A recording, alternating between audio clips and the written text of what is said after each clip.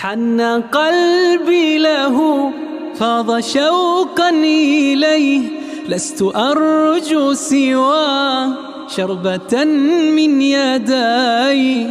الصلاة عليه والسلام عليه، للسماء ارتقى فأتى بالنقى، وغدا وجهه نيرا مشرقا.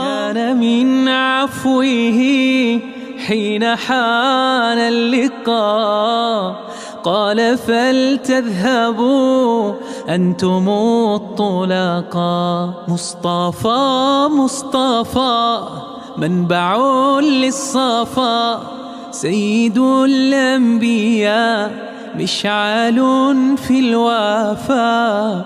كان في عطفه لليتامى